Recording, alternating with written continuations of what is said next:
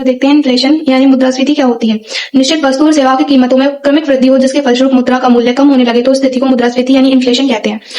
जब बाजार में जो मुद्रा की आपूर्ति है वो ज्यादा हो जाती है तो लोगों की जो डिमांड है वो मांग है वो बढ़ने लगती है, जिससे वस्तु और सेवाओं की आपूर्ति कम हो जाती है। वस्तु और सेवा की जो कीमतें हैं वो बढ़ने लगती हैं और जो मुद्रा का मूल्य है वो कम हो जाता है। यानी ऐसा समझ सकते हैं कि जो चीज पहले 50 रुपए में मिलती थी वही अब 100 रुपए में मिल रही है। यानी पहले हम 100 रुपए में 2 वस्तु खरीद लेते थे, अब 100 रुपए में एक ही वस्तु खरीदी जाती है। तो इसका मतलब है कि जो मुद्रा का मूल्य है वो कम होता है। तो उस स्थिति को क्या बोलते हैं? मुद्रास्फीति। मुद्रास्फीति के कारण क्या हो सकते हैं? मुद्रास्फीति के 2 कारण होते हैं, एक तो मांग प्रेरित और लागत जन्य।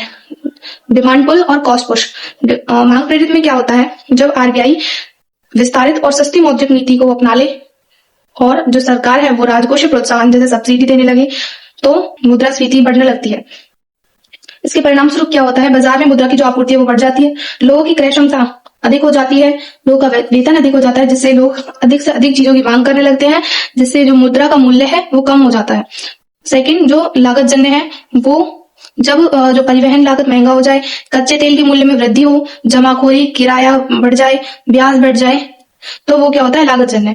जो मुद्रास्फीति में सबसे ज्यादा प्रभाव लागत जन्य का होता है जो कि 2/3 होता है और मांग प्रेरित का 1/3 योगदान होता है मुद्रास्फीति में।